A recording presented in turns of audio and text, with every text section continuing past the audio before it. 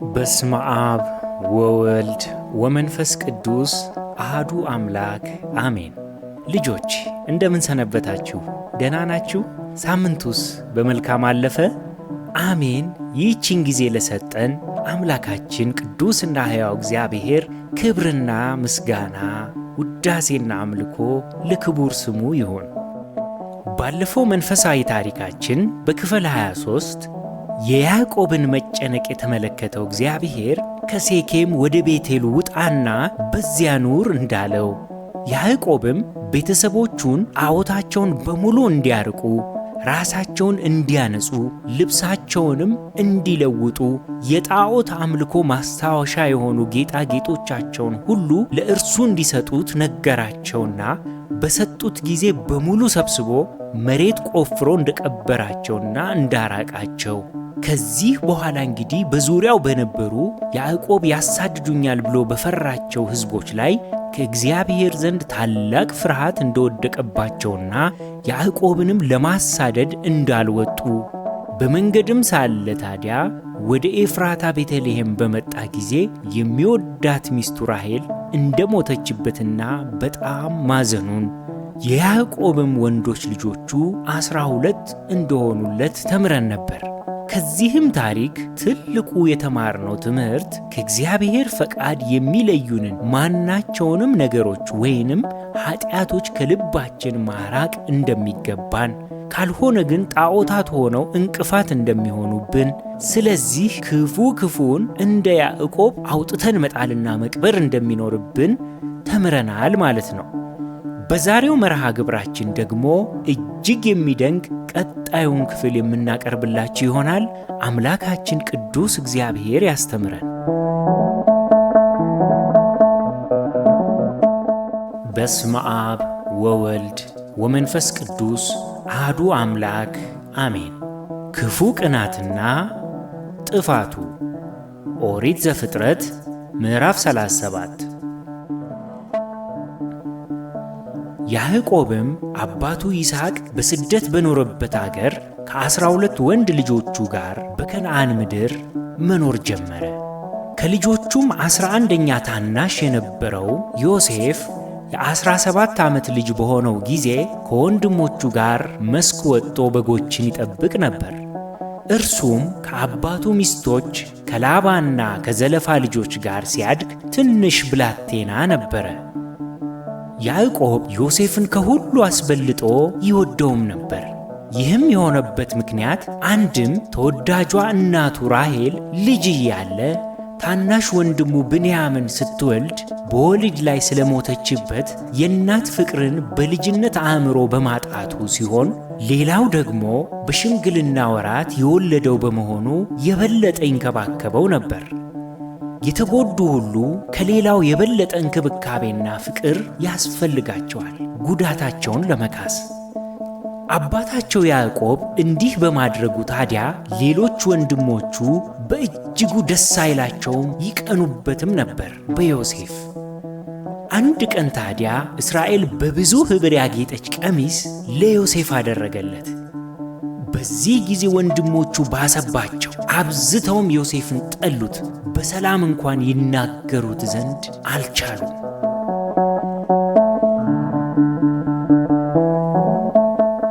ልጆች፣ ቅናት ልክ እንደ አደገኛ ነቀዝ ነው። ነቀዝ ተመርጦ ለዘር የተቀመጠውን እህል በልቶ ላይ ጨርሰው ከውስጡ ቦርቡሮ በቅሎ ለፍሬ እንዳይሆን አድርጎ ያበላሸዋል። ቅናትም እንዲሁ የመንፈሳዊ ሕይወት ነቀዝ ነው።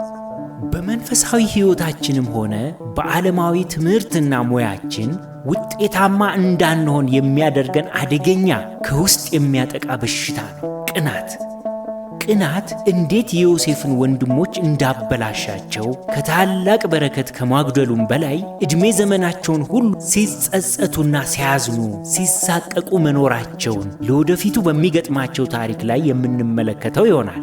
ታዲያ ክፉ ቅናት እንዴት ደረጃ በደረጃ አድጋ ነፍስን እስከ ማጥፋት የሚያደርስ ታላቅ ኃጢአትን እንደምታሰራ እንመልከት።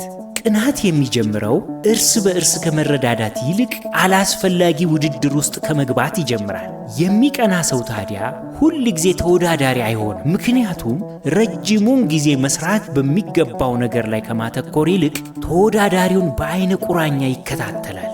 ሲበለጥ ቅን ሆኖ ከበለጠው ወንድሙ ተምሮ ራሱን ከማሻሻል ይልቅ በበለጠው ወንድሙ ላይ ክፋትን መመኘት ይጀምራል። ክፉ ምኞት ስር እየሰደደ ሲመጣ እርሱ ባይኖር ኖሮ ይሄ የኔ ነበር በማለት ስለሚያስብ የራሱን ድክመት በዚያኛው ወንድሙ መኖር ላይ ያላክካል።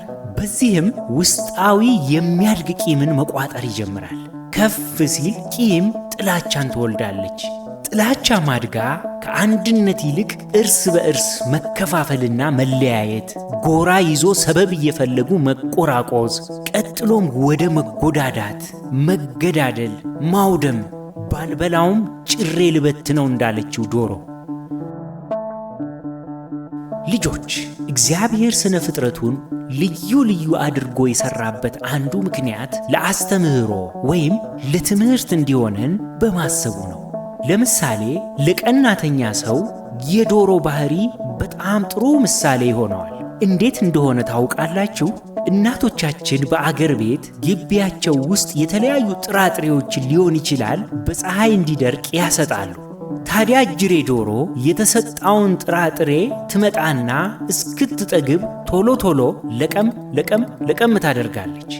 የተሰጣውን ስጥ ጠባቂ ኖሮ እሽኩት ብሎ ካላባረራት ሆዷ ወደ መጥገቡ ሲደርስ የተሰጣውን ጥሬ ሁሉ ለቅማ እንደማትጨርሰው ስታውቅ መጫርና መበተን ደግሞ ትጀምራለች።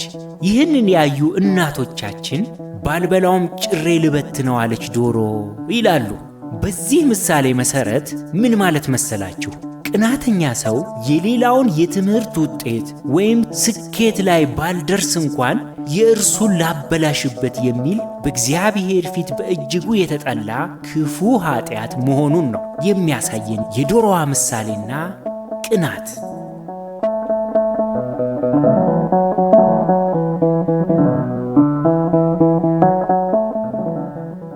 የዮሴፍ ወንድሞች ታዲያ የዮሴፍን ቦታ መውሰድ ላይችሉ ታናሽ ወንድማቸውን አብዝተው ጠሉት።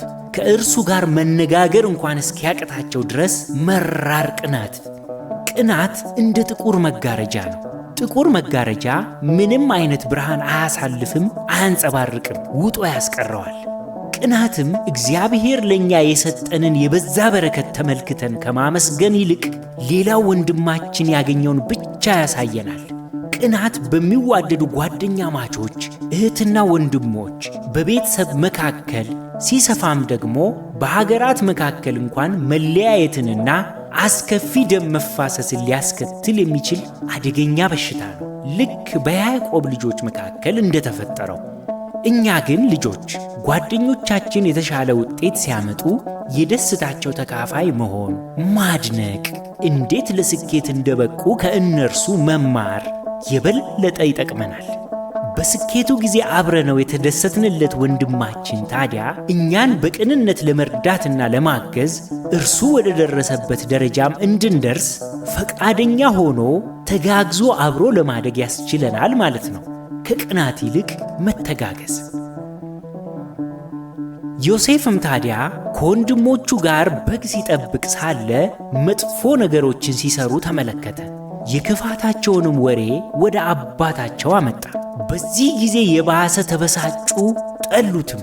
ዮሴፍም ታናሽ እንደመሆኑ ሊመክራቸው ቢሞክር እንኳን ይጠሉት ስለነበረ ሊሰሙት አይችሉም። በዚህም ጥፋታቸውን አውቆ ዝም ከማለት በጥፋት ላይ ጥፋት ከመደራረቡ በፊት ለአባቱ ለእስራኤል ተናገረ።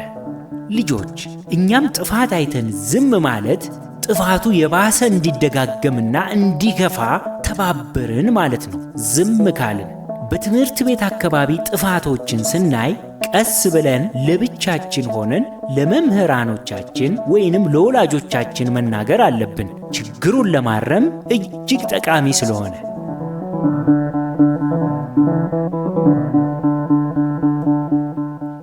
በሌላ ጊዜም ታዲያ ዮሴፍ አንድ ቀን የሚደንቅ እውነተኛ ሕልምን አለመ። ቅኑ ዮሴፍም ለወንድሞቹ እንዲህ ሲል ነገራቸው። እኔ ያለምኩትን ሕልም ስሙኝ። እነሆ በእርሻ መካከል ነዶ ነበረ። ነዶ ማለት የታጨደ የስንዴ እስር ማለት ነው። ነዶ ስናስር ነበርና እነሆም የእኔ ነዶ ቀጥ ብላ ቆመች። የእናንተ ነዶዎች ግን በዙሪያዋ ከበው ለእኔ ነዶ ሰገዱላት አላቸው። ወንድሞቹም በእኛ ላይ ልትነግስ ይሆንን ወይስ ልትገዛን ይሆን አሉት።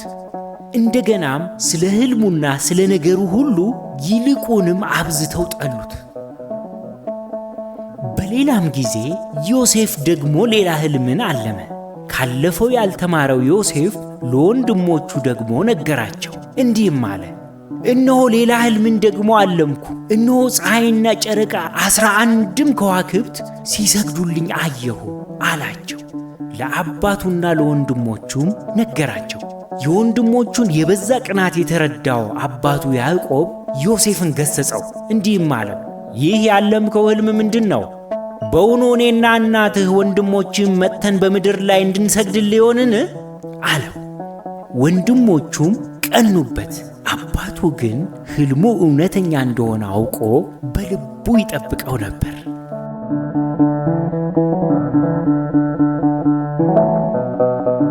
ከብዙ ጊዜም በኋላ የዮሴፍ ወንድሞች በሴኬም የአባታቸውን በጎች ይጠብቁ ዘንድ ሄዱ። እስራኤልም ዮሴፍን ወንድሞች በሴኬም በጎችን የሚጠብቁ አይደሉምን? ወደ እነርሱ ልክህ ዘንድ ና አለው። እርሱም እነሆኝ አባቴ አለው። እርሱም ሄደህ ወንድሞችንና በጎችን ደህና እንደሆኑ እይ፣ ወሬያቸውንም አምጣልኝ አለው። ከኬብሮን ቆላ ሰደደው። ዮሴፍም ወደ ሴኬም መጣ። እነሆም በምድረ በዳ ሲቅበዘበዝ ሳለ አንድ ሰው አገኘው። ሰውየውም ምን ትፈልጋለህ ብሎ ጠየቀው። እርሱም ወንድሞቼን እፈልጋለሁ፣ በጎቹን የሚጠብቁበት ወዴት እንደሆነ እባክህ ንገረኝ አለው። ሰውየውም ከዚህ ተነስተው ወደ ዶታይን እንሂድ ሲሉ ሰምቻቸዋለሁ አለው። ዮሴፍም ወንድሞቹን ተከታትሎ ሄደ፣ በዶታይንም አገኛቸው። እነርሱም በሩቅ ሳለ ዮሴፍን አዩት። ወደ እነርሱም ገና ሳይደርስ በክፉ ቅናት ጥላቻ የተጋረዱት ወንድሞቹ ዮሴፍን ይገድሉት ዘንድ በእርሱ ላይ ተማከሩ። የቅናት ፍጻሜው ይሄው ነው፣ ነፍስን መግደል። ልጆች፣ የአቤልና የቃየልን ታሪክ ታስታውሳላችሁ አይደል? ቃየል ታናሽ ወንድሙ አቤልን በድንጋይ ወግሮ የገደለው በቅናት ምክንያት ነበር። ከዮሴፍም ወንድሞች አንዱ ለአንዱ እንዲህ አለው፣ ያ ባለ ሕልም የውላችሁ መጣ። አሁን ኑና እንግደለውና በአንድ ጉድጓድ ውስጥ እንጣለው፣ ክፉ አውሬም በላው እንላለን፣ ከሕልሞቹም እስኪ የሚሆነውን ደግሞ እናያለን አለ። ሮቤልም ይህንን ሰማ። ከእጃቸውም ሊያድነው ፈልጎ እንዲህ አላቸው፣ ሕይወቱን አናጥፋ፣ ደምንም አታፍስሱ። በዚህ ምድረ በዳ ባለችው ጉድጓድ ውስጥ ጣሉት፣ ነገር ግን እጃችሁን አትጣሉበት፣ አትምቱትም አላቸው። የሮቤል ሐሳብ ጉድጓድ ውስጥ ሲከቱት አውጥቼ ወደ አባቴ እመልሰዋለሁ ብሎ በማሰብ ነበር። ዮሴፍም ወደ ወንድሞቹ በቀረበ ጊዜ የለበሳትን በብዙ ኅብር ያጌጠች ቀሚሱን ገፈፉት፣ ወስደውም ወደ ጉድጓድ ጣሉት። ጉድጓዱም ውሃ የሌለበት ደረቅ ነበረ። እንጀራም ሊበሉ ተቀመጡ። ሲበሉም ሳለ ዓይናቸውን አንስተው አዩ። እነሆ የእስማኤላውያን ነጋዴዎች ወደ ግብፅ ለመውረድ ከገለዓድ መጡ። ግመሎቻቸውም ሽቱና በለሳን ከርቤንም ተጭነው ነበር።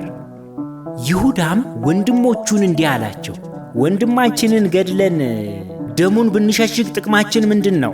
ኑ ለእስማኤላውያን እንሽጠው፣ እጃችንን ግን በእርሱ ላይ አንጣል፣ ወንድማችን ሥጋችንም ነውና አላቸው። ወንድሞቹም የእርሱን ነገር ሰሙት።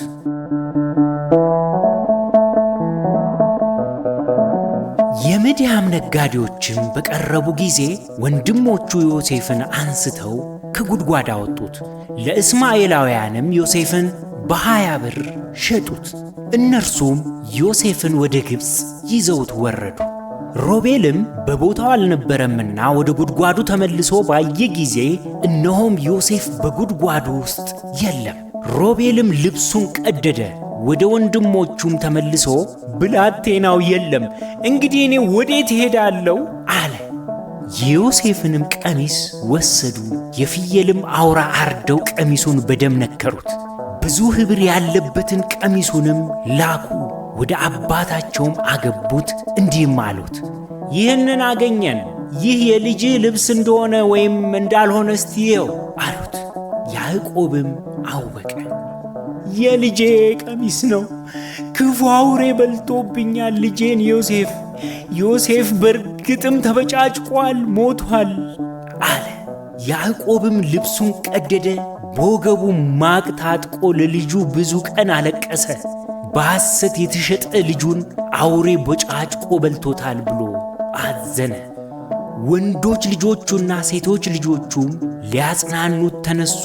ያዕቆብ ግን መጽናናትን እምቢ አለ።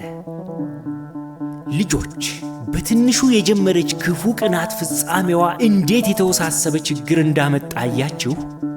የወንድሞቹ ቅናታቸው ወደ ጥላቻ፣ ጥላቻቸው ወደ መግደል ወይንም የገዛ ወንድማቸውን ለገንዘብ ሲሉ ወደማያውቀው ሀገር ጨክነው ለባዕዳን ሸጡት።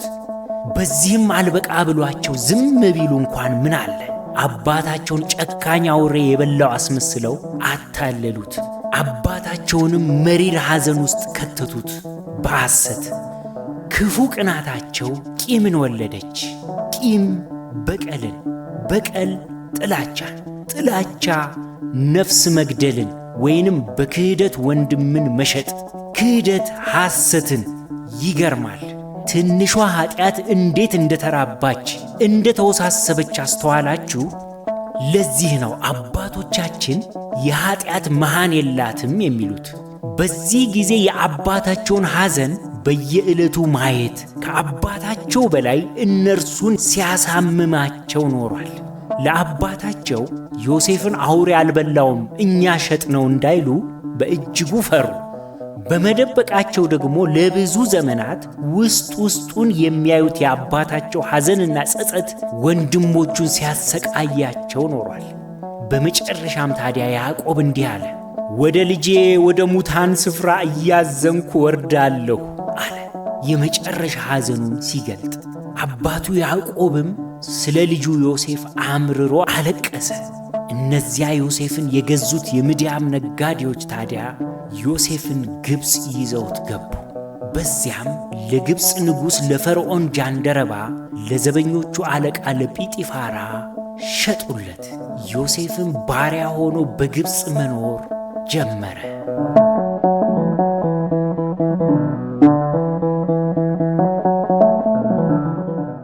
ልጆች፣ የሚገርም ታሪክ ነው አይደል? አዎ ይደንቃል። ቅናት እንዴት ደረጃ በደረጃ እያደገች ስትሄድ የምታስከትለውን ጉዳት እንዴት ከባድ እንደሆነ ተመልክተናል። አሁን ደግሞ ከታሪኩ ውስጥ ጥያቄዎችን እንጠይቃችሁ። በጥያቄዎቹም ላይ ተወያዩባቸው። ወላጆችም እባካችሁ ጥያቄዎቹን በማብራራት ልጆቹን እርዷቸው። የመጀመሪያው ጥያቄ፣ በዮሴፍ ላይ ወንድሞቹ ለምን ቀኑበት? ያዕቆብ ዮሴፍን ከሌሎች ልጆቹ ለምን አብልጦ ወደደው? ዮሴፍ ምን አይነት ሕልሞችን አለመ? ዮሴፍ ወንድሞቹን ፍለጋ በሄደ ጊዜ ምን አደረጉት? ዮሴፍን ወንድሞቹ በስንት ብር ሸጡት? ከዚህ ታሪክ ምን ተማራችሁ? ልጆች፣ ከዚህ ታሪክ የምንማረው ትልቁ ትምህርት የቅናትን አደገኛነት ነው። እኛም ጓደኞቻችን በትምህርት ጥሩ ውጤት አምጥተው ሲበልጡን በእነሱ ላይ ደስ የማይል ስሜት ወይንም ቅናት ሊሰማንና በጥሩ ውጤታቸው ልንከፋ ፈጽሞ አይገባም። ይልቁንስ ከእነርሱ ጋር ደስ ሊለንና ከእነርሱ ጥንካሬ መማር ይገባናል እንጂ ሁል ጊዜ አላስፈላጊ ውድድር ውስጥ መግባት ተገቢ የማይሆነው ክፉ ቅናትን ስለሚወልድ ነው። ቅናት እግዚአብሔር ለእኛ ያደረገልንን ሳይሆን የጎደለብንን ብቻ እያሳየ የውስጥ ሰላምና ምስጋና እንዳናቀርብ ምስጋናችንን የሚያጠፋ አደገኛ ላጲስ ነው። ከእግዚአብሔር፣ ከምንወዳቸው ጓደኞቻችን፣ ከራሳችን እንኳን ሳይቀር የሚያጣላ በመሆኑ ከወዲሁ ልናርቀው የሚገባ ክፉ ልማድ እንደሆነ ከዮሴፍ ወንድሞች ጥፋትና ካስከተለባቸው ጉዳት ትልቅ ትምህርት ተምረናል ማለት ነው። የዛሬው መርሃ ግብራችን ይህንን ይመስል ነበር።